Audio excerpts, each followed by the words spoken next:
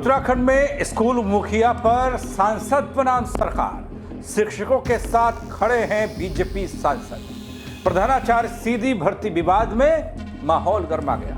अब सवाल प्रधानाचार्य की सीधी भर्ती मामले का नहीं रह गया, बल्कि सांसद बनाम सरकार की सियासी खींचातान पर सबका फोकस है, क्योंकि बीजेपी के ही सांसद ने शिक्षक संघ की जुबान में प्रदेश के मुख्यमंत्री को लिख डाला एक पत्र। क्या लिखा है इसमें, क्या है ये पूरी खबर, बताने के लिए आया हूं दोस्तों। नमस्कार, पहला मैं पंकज रौतेला, आप देख रहे हैं उत्तराखंड। जी हां दोस्तों, अपने उत्तराखंड में शिक्षकों की नियुक्ति का मुद्दा अब नया मोड़ ले चुका है। जैसा मैंने आपको शुरुआत में कहा, जब सवाल सिर्फ प्रधानाचार्य की सीधी भर्ती का नहीं, बल्कि सांसद बनाम सरकार की सियासी खींचातान का होता दिख रहा है। बीजेपी सांसद अजय भट्ट ने शिक्षकों के सुर में सुर मिलाते हुए जो पत्र सीएम धामी को लिखा, उसका क्या मतलब निकाले मत। क्या उत्तराखंड की शिक्षा व्यवस्था पर अब सरकार के भीतर ही, बीजेपी के भीतर ही मतभेद खुलकर सामने आने लगे हैं, या फिर यह शिक्षकों के हक की लड़ाई में एक बड़ा राजनीतिक दांव है सांसद साहब का। दोस्तों, उत्तराखंड की शिक्षा व्यवस्था इस वक्त एक गंभीर मोड़ पर है, खड़ी है। प्रदेश में स्कूलों में बच्चों की पढ़ाई के लिए जरूरी नेतृत्व यानी प्रधानाचार्य, प्रधानाध्यापक, मुखिया स्कूलों की भारी कमी है।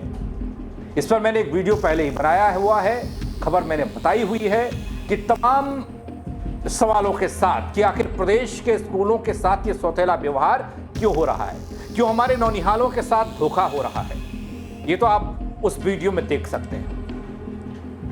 लेकिन बता दो कि राज्य के करीब 90% स्कूल इस वक्त मुखिया विहीन है।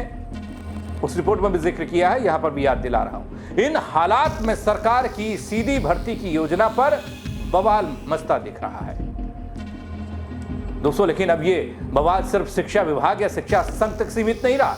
अब यह मुद्दा सीधा सत्ता के गलियारे में जा पहुंचा है। बीजेपी के ही वरिष्ठ नेता, वरिष्ठ सांसद अजय भट्ट ने मुख्यमंत्री को पत्र लिखकर सीधी भर्ती पर आपत्ति जाहिर की है। इसके बाद दगड़ियों सवाल उठने लगे हैं, क्या वाकई में बीजेपी में सब कुछ ठीक है, या फिर शिक्षा व्यवस्था के नाम पर कहीं अंदरूनी खींचातान की शुरुआत हो गई है। ये तो बीजेपी वाले जाने, लेकिन बात आज प्रधानाचार्य की सीधी भर्ती के खिलाफ शिक्षक एक तरफ, शिक्षकों का आंदोलन एक तरफ, और दूसरी तरफ अब सियासी शोर। हाल में एक बड़ा प्रदर्शन देहरादून में देखने को मिला था दोस्तों। शिक्षकों के साथ अब खड़े हो रहे हैं बीजेपी के सांसद अजय भट्ट। लेकिन दोस्तों, सरकार का तर्क है कि खाली पदों को भरने के लिए जरूरी है, लेकिन शिक्षक संघ का कहना है इससे शिक्षकों की पदोन्नति, प्रमोशन का अधिकार छिन जाएगा।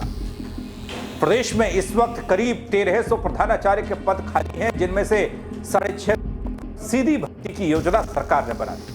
शिक्षक संघ ने आपत्ति जाहिर की और कहा कि यह पद अनुभवी शिक्षकों को प्रमोशन के जरिए दिए जाने चाहिए, ताकि वह अपने सालों के अनुभव से स्कूल को बेहतर दिशा दे सके। इसी मांग को लेकर राष्ट्रीय शिक्षक संघ पिछले कई महीनों से सरकार के खिलाफ मोर्चा खोले हुए है। वो 16 सितंबर की तारीख शिक्षक संघ ने मुख्यमंत्री आवास कूच किया था।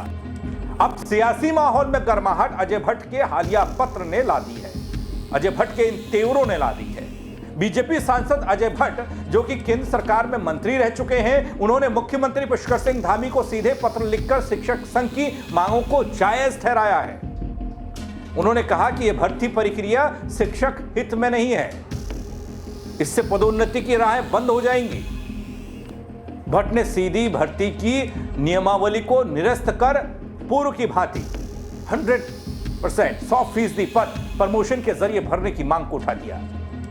समझ रहे हैं ना, ये पत्र में लिखी गई बातें सुझाव, मांग या अपील नहीं लगती दोस्तों। ये सिर्फ एक पत्र नहीं है, ये सत्ताधारी दल के भीतर उभरते मतभेद का संकेत जैसा दिखाई दे रहा है। इस पूरे विवाद की सबसे चिंताजनक बात यह कि प्रदेश के ज्यादातर स्कूल बिना प्रधानाचार्य के चल रहे हैं। उस पर सरकार का ध्यान क्या जा नहीं रहा, और क्यों अजय भट्ट शिक्षकों के साथ खड़े हो गए। 90% से ज्यादा माध्यमिक विद्यालयों में नेतृत्व का अभाव है, प्रधानाचार्य नहीं है। एक प्रधानाचार्य का न होना स्कूलों में कैसे प्रशासन चल रहा होगा, कौन संभाल रहा होगा स्कूलों का, एक सवाल हो सकता है। बल्कि शिक्षक छात्र के बीच एक पुल की भूमिका भी मुखिया निभाता है। बिना मुखिया के स्कूल सिर्फ शिक्षा नहीं बल्कि दिशाहीनता की ओर बढ़ते हैं। हम देखते हैं जहां मुखिया नहीं वहां फिर व्यवस्था चौपट है। दोस्तों, बीजेपी सांसद अजय भट्ट का पत्र केवल शिक्षक हित की बात नहीं कर रहा बल्कि मुख्यमंत्री के फैसलों पर सीधा सवाल उठा रहा है। सवाल यह भी है, क्या अजय भट्ट सरकार की नीतियों से असहमति जता रहे हैं या फिर 2027 की राजनीति की पृष्ठभूमि में नई चीजें या कहें कि आत्म प्रस्तुति देने की बात हो रही है कि मैं भी हूं, मेरी भी सुनी जाए। अब वो तो विधायक पहले थे, अब सांसद हो गए, लेकिन उनके लोग तो हैं। क्या पार्टी के भीतर संवादहीनता है जो पत्र के जरिए अब बाहर आ रही है? बल दोस्तों, ये पहली बार नहीं है जब राज्य सरकार के किसी फैसले पर पार्टी के भीतर से ही विरोध हुआ हो।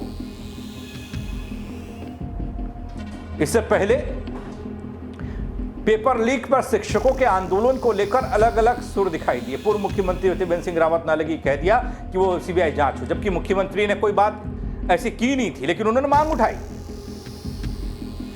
और जब संस्तुति हो गई, जब साइन कर दिए, तो ढोल नगाड़े भी उनके वहां बजे, वो क्रेडिट भी ले रहे थे। अभी हाल में कुमाऊं क्षेत्र के चौखुटिया में एक आंदोलन चल रहा है। वहां के जन समुदाय स्वास्थ्य केंद्र में असुविधाओं को लेकर, डॉक्टर्स की कमी को लेकर, मशीनों की नहीं होने को लेकर वहां पहुंचे कांग्रेस के मौजूदा विधायक मदन सिंह बिष्ट ने माइक से, मंच से कह दिया कि मैं समाधान कैसे निकालूं, कैसे मुख्यमंत्री के पास जाऊं, कैसे स्वास्थ्य मंत्री के पास जाऊं। जब लोगों ने सवाल पूछा ऐसा क्यों बोल रहे हैं, तो उन्होंने कहा कि वो दोनों के आपस में बनती नहीं है, कोई किसी की सुनता ही नहीं है। तो ये चर्चा भी कि विपक्ष वाले तो कह देते हैं, लेकिन यहां तो अपने ही सवाल उठा रहे हैं, कोई पत्र के जरिए, कोई बयान के जरिए। अब यहां तो मामला शिक्षा व्यवस्था का है दोस्तों, शिक्षकों के अधिकारों से जुड़ा मसला है और इसमें विरोध की गूंज गहरी दिखती है। दोस्तों, इस विवाद की सबसे दुर्भाग्यपूर्ण बात क्या है पता है? सियासत और प्रशासन की खींचातान के बीच पढ़ाई का नुकसान, नौनिहालों का नुकसान, बच्चों का नुकसान। शिक्षक संघ लगातार आंदोलन कर रहा है। स्कूलों में शिक्षक की भूमिका को लेकर सवाल हो रहा है, शिक्षण कार्य प्रभावित हो रहा है, ये बार बार कहा गया। छात्रों की गुणवत्ता पर सीधा असर। भाई, जब बुनियादी कमजोर होगी, शिक्षक आंदोलन में है, प्रधानाचार्य है नहीं, तो पढ़ाई लिखाई तो अब समझ ही लीजिए। यहां मेरे भी कुछ सवाल हो सकते हैं। क्या सरकार को शिक्षकों की राजनीतिक मसले से ऊपर उठकर हल निकालने की कोशिश करनी चाहिए? क्या शिक्षक संघ और सरकार के बीच में संवाद से रास्ता निकल सकता है? और सबसे अहम बात तो ये, क्या बीजेपी को भीतर से एकजुट होकर फैसला नहीं लेना चाहिए ऐसे मसले पर? लेकिन यहां तो ऐसा लग रहा है कि पावर गेम चल रही है। भाई, किसका दबाव? अगर सपोज कीजिए अभी मौजूदा वक्त में ऐसी स्थिति बन जाए कि शिक्षकों की भर्ती को लेकर, प्रधानाचार्य की सीधी भर्ती पर सरकार ने कोई फैसला ले लिया, तो फिर वो ढोल नगाड़े जो त्रिवेंद्र सिंह रावत के यहां बजे थे वो अजय भट्ट के यहां बजने शुरू हो जाएंगे। वो कहेंगे जी देखिए मैंने पत्र लिखा था, असर हो गया। तो ये क्रेडिट लोन लेने की जो होड़ है बीजेपी में, ये क्यों है? अपने आप को ऊपर बताने की होड़ क्यों है? जनता को भ्रम न हो ऐसी कोई चीज क्यों नहीं की जाती? दोस्तों, एक ओर वो शिक्षक जिन्होंने सालों मेहनत कर प्रमोशन की आस लगाई, दूसरी ओर सरकार जो खाली पदों को भरकर स्कूलों को सक्षम बनाना चाहती है, वो भी सीधी भर्ती से, प्रमोशन से नहीं, सीधी भर्ती से डायरेक्ट, इसका विरोध शिक्षक कर रहे हैं। अब इस खींचातान में बीजेपी के भीतर से उठी आवाजें ये संकेत दे रही हैं दोस्तों कि शायद सब कुछ वैसा नहीं है जैसा दिखता है या दिख रहा है। इस लड़ाई का अंत क्या होगा ये मैं नहीं जानता, ये खींचातान से क्या निकलेगा मेरे को पता नहीं, लेकिन क्या शिक्षक अपनी बात मनवा पाएंगे, ये सवाल हो सकता है। उत्तराखंड में प्रधानाचार्य सीधी भर्ती का विरोध शिक्षक लगातार कर रहे हैं। राजनेताओं के पास ये मसला चला गया। अभी तक प्रधानाचार्य की सीधी भर्ती का विरोध उत्तराखंड राजकीय शिक्षक संघ कर रहा था। अब उत्तराखंड के बीजेपी के सांसद और अन्य नेता भी शिक्षक संघ की मांग पर समर्थन कर रहे हैं। मुख्यमंत्री को पत्र लिखा जा रहा है, तो वो कहते हैं सियासी तौर पर गुटबाजी, और चुनाव ज्यादा दूर है नहीं 27 का दोस्तों। तो क्या ऐसा कुछ हो रहा है प्रदेश में बीजेपी के अंदर, जो सत्तासीन पार्टी है? ऐसी चीजों से, ऐसे बयानों से, ऐसी तस्वीरों से, क्योंकि अजय भट्ट का ये दूसरा मसला है अभी लगातार हाल में। एक बार अभी कैथ लैब सुशीला तिवारी में जो बन रही है उसके निर्माण कार्य और उसको कार्यदायी संस्था जो काम कर रही है, जिसे काम दिया सरकार ने, उस पर भी सवाल उठाए थे अजय भट्ट ने। आपत्ति थी सरकार के फैसले पर वहां पर, और यहां पर भी सरकार के तमाम फैसलों पर यह पत्र आपत्ति जता रहा है। तो आप क्या कहेंगे दोस्तों इस खबर को लेकर? जो मैं बात कह रहा हूं, जो मुझे लग रहा है कि आपको भी वही लग रहा है, आप कमेंट के जरिए मुझे बताइएगा जरूर। दोस्तों खबर को लाइक करिएगा, शेयर करिएगा, लोगों तक पहुंचाइएगा, उन्हें भी पता चलना चाहिए कि क्या हो रहा है। मेरे साथ जुड़ने के लिए आप सबका बहुत शुक्रिया। जय उत्तराखंड।